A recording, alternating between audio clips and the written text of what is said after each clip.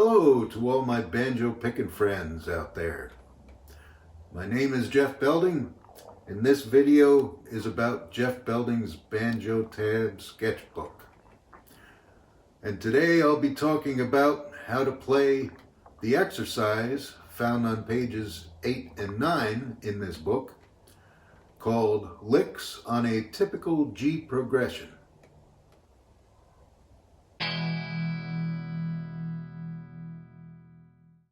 This exercise involves the chords of G for 2 measures,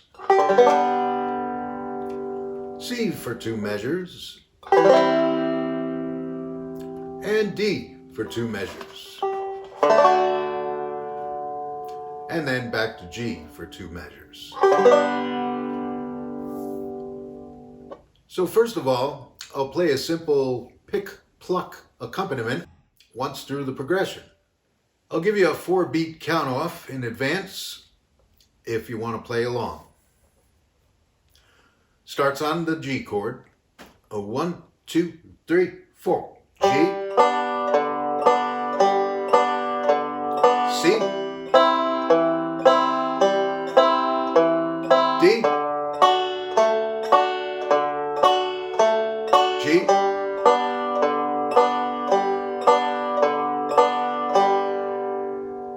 that last note you just heard was the repeat back to the beginning to start the whole process over again.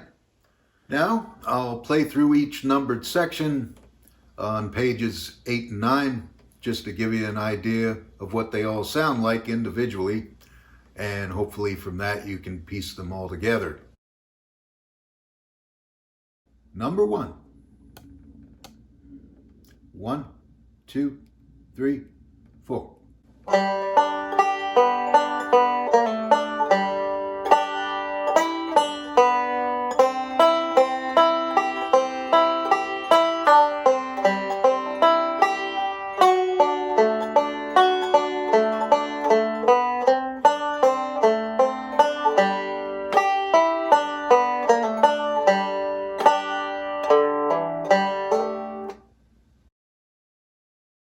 Number 2. 1, 2, 3, 4.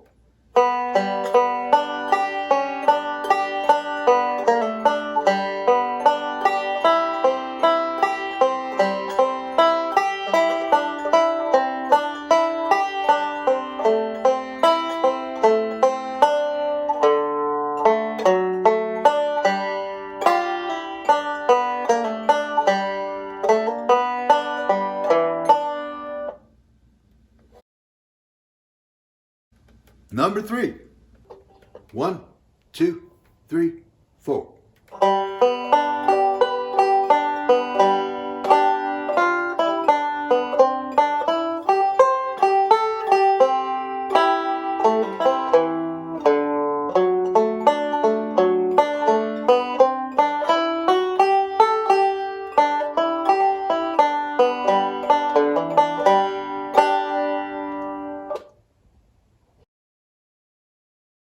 Number 4. 1, 2, 3, 4.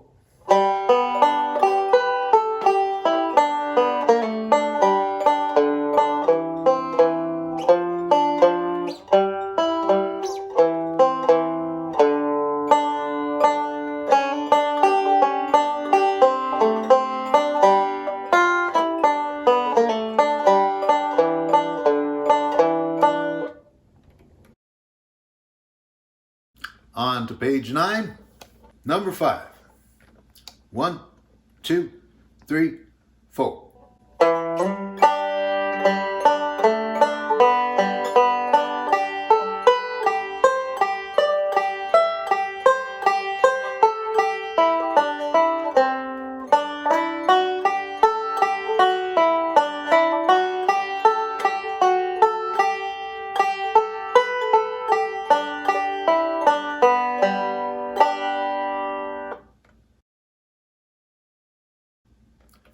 Number 6.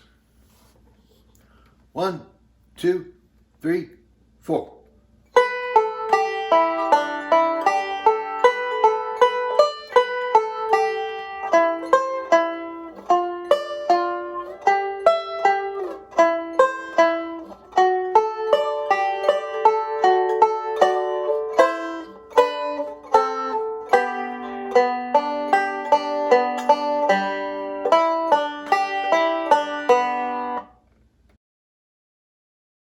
Number 7. 1, 2, 3, 4.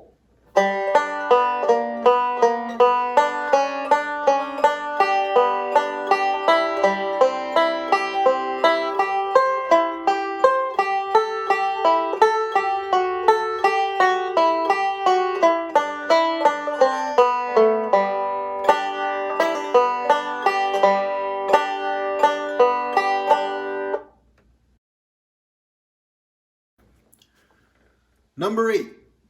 1, 2, 3, 4.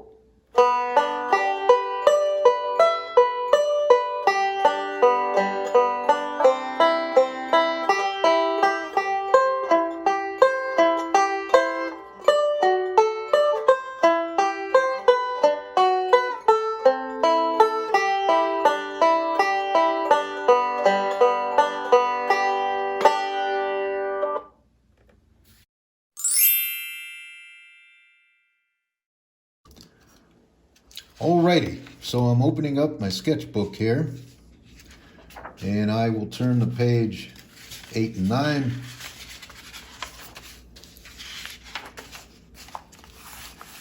And what I intend to do here is mix and match banjo licks. That is to say, rearrange the G, C, and D licks from one exercise to another to come up with a new set of licks in a different order. What I did here was clip the page so I could find my first page of tablature quickly, and I could flip back in order to copy the things I need to copy down to do my mixing and matching of licks. First of all, I'll copy the first 2 measures of number 1, the 2 measures of G. So back to my tablature. I know my first 4 notes, 4 eighth notes.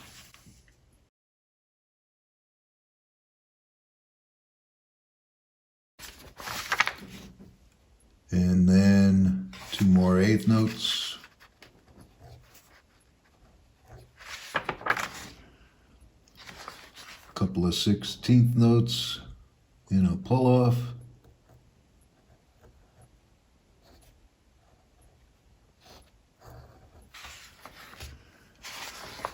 Final 8th note of that measure, add a bar line, second measure of G,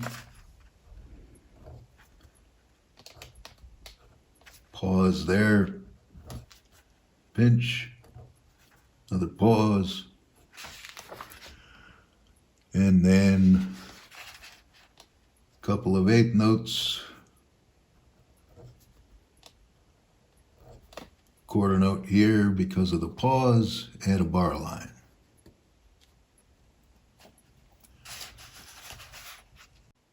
So now I've completed 2 measures of G. I'll add my G chord to remind me that these 2 licks belong with the G chord. Another thing I will do is I will mark the measure numbers that I've used. This would be measures 1 and 2, put those above the bar lines. Now I'll continue with my C chord. And for that, I'm going to measures 19 and 20, which you find in exercise 3. Here's my C chord part of it. That's what I copy next, and away I go.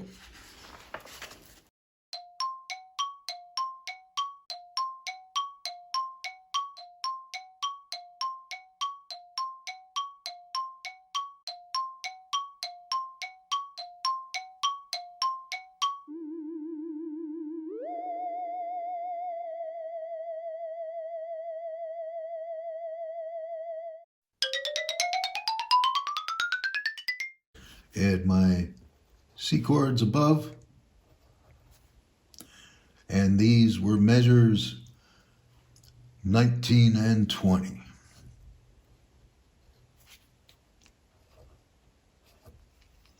And I'll continue along this way. Here's my finished product. I've got my two measures of G that I plucked from measures 1 and 2, and then I plucked out C of measures 19 and 20. And then for D, I did something extra crazy. I picked one D from measure 37 and the other D from measure 14. And we'll see how that sounds together once we put that together. And next is the final measures of G for this version is from measures 39 and 40. So now we'll play this for you and see how it came out. I'll give you a 4 count. 1, 2, 3, 4.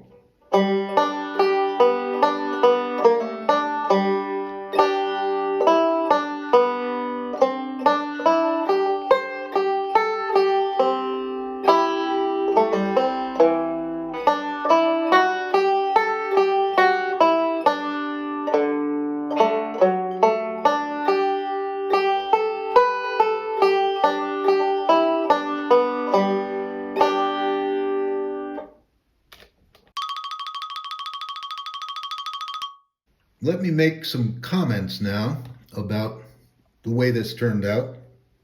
For the most part, I liked the sound and the flow of one chord to the next, but I felt like there were some awkward spots. So I will attempt to make some repairs now to make it sound a little more smooth. The first problem I came across was measure 20, the second line, the second measure of the C chord bit. So the C chord sounds like,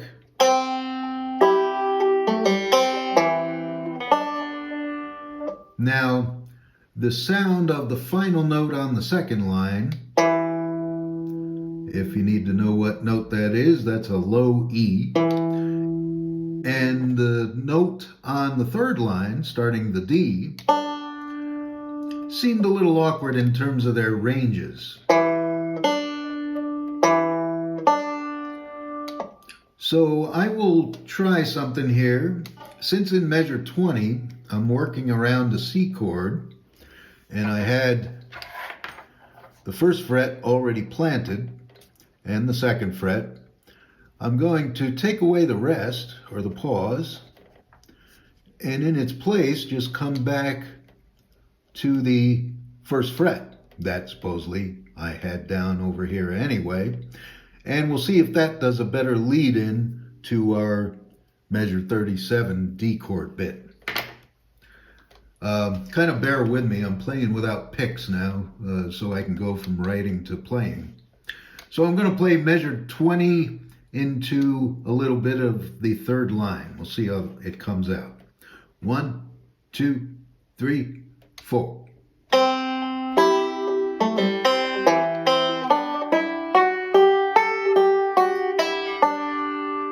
I think that's better. Let me play the last two notes on the second line. I'll give a little count even.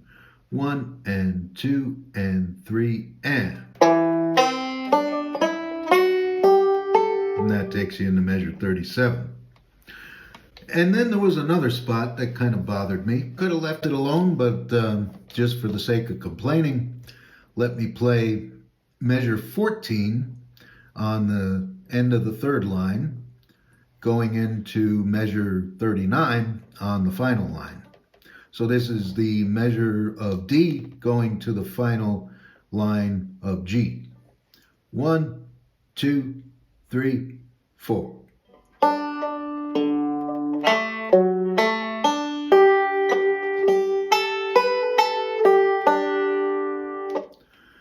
So I was thinking maybe of lowering the octave on this final line from this G to the open third string G, just to see if I get a little more smoothness of operation from that final D measure into the first measure of the last line of G. So I'll take it again from where it says measure 14D, and I'll play it out through the first measure on the next line. 1, 2, 3, 4.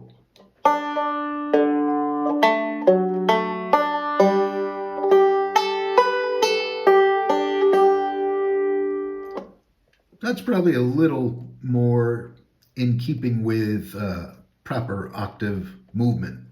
So you have to make these decisions as you're jockeying these licks to different parts. And it's usually just the change of one note or so that makes the smoothness of operation from one measure to the next go a little better. I hope that gets you started coming up with your own combinations of these licks, and that you're inspired to start making up your own licks as well. In the meantime, I invite you to visit my website at jeffbelding.com and to subscribe to my blog.